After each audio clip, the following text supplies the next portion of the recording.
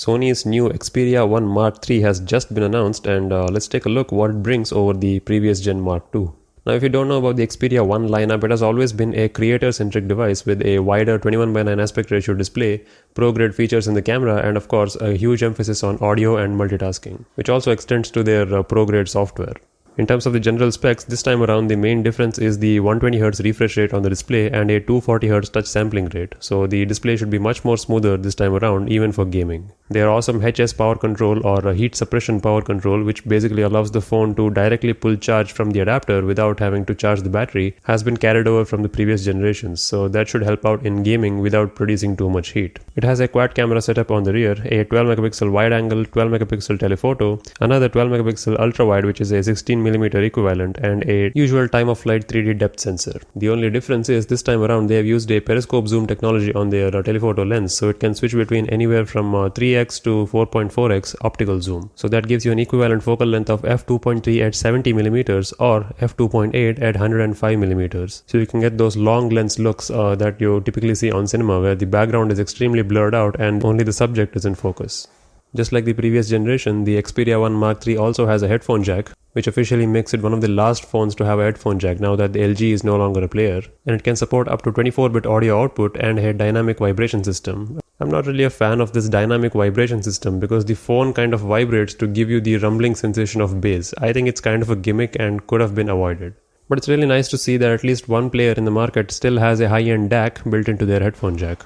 The camera uses Sony's state-of-the-art eye tracking technology, so it always keeps a person in focus with their eyes, so which is pretty amazing, and it can even go up to 20 frames per second in burst shots. It comes in two storage variants, 256 and 512GB, each of them with 12GB of RAM. It still has an SD card slot, which also makes it one of the last phones to have an SD card support. It's a hybrid slot, so you can't have dual SIM and an SD card at the same time, but hey, at this point this is the best option we have. It comes with the same powerful Snapdragon 888 octa-core chipset with Adreno 660 for graphics. The 6.5-inch 21:9 cinema-wide display supports 1 billion colors, aka it's a 10-bit panel, and comes with the Corning Gorilla Glass Victus for impact protection. It comes in three color variants: frosted black, frosted purple, and frosted frosted grey. It's a very hot day outside and I feel like eating grapes. Anyway, for battery it has a 4500 mAh unit, which kind of seems small, and it kind of is really, with every flagship coming in at 5000 or more. Yeah, the 4500 does seem a little bit less, especially for the high power internals, but it does have 30 watts of fast charging that can supposedly take it to 50% in 30 minutes as advertised. And yes, it has fast wireless charging and reverse charging as well. And surprisingly, even though this is a camera-centric phone, it cannot do 8K video. It can only do 4K video at 120fps max with HDR, of course. Of course, smartphones are just getting started with 8K video. It's still very much in its early stages, but the future definitely seems promising, especially with the performance that we've seen from the likes of the Mi 11 series and even the Samsung's S21 Ultra.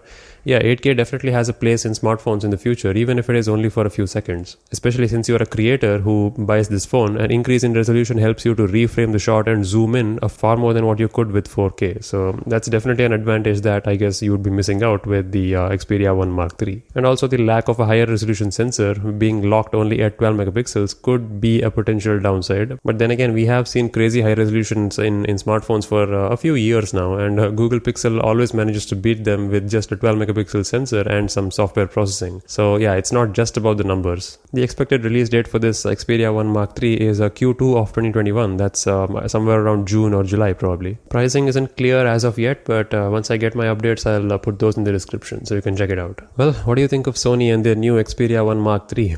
I think it's a marginal improvement over the Mark II, and that's not a bad thing. The Mark II was already a pretty great phone, and this thing adds a few extra features like the periscope zoom on the telephoto lens. 4x optical is more practical than 100x digital anyway, and I think you agree, right? It's better to have features that are actually useful and have high quality results than just have some gimmicky features that have really high numbers on paper but don't really translate that well in real life. The 12MP camera on my 3-year-old phone shoots 4K 60fps just fine, and I think it looks really nice. So I don't really see a point of absolutely having a higher resolution sensor unless it's a limiting factor for 8K. Like 8K definitely requires a certain number of megapixels, just like how 4K requires a minimum of more than 8 megapixels. Because you see, resolution is measured diagonally, which means that 8K is not exactly 2 times 4K, it's actually 16 times 4K. So an 8K image is significantly more in terms of data and all the information that it has compared to a 4K image. Let me know if you'd like to understand the resolutions a bit better. I'll make a separate video on that. But yeah, for now, this is what you have with the Xperia 1 Mark III. Let me know your thoughts on this phone in the comments down below. Would you consider buying a Sony phone? I mean, they are pretty great. It's just that they might end up being the next LG, and that's one of my worst fears. So yeah, leave your thoughts in the comments down below and we'll chat. Okay, I'll see you in the next one. Cheers.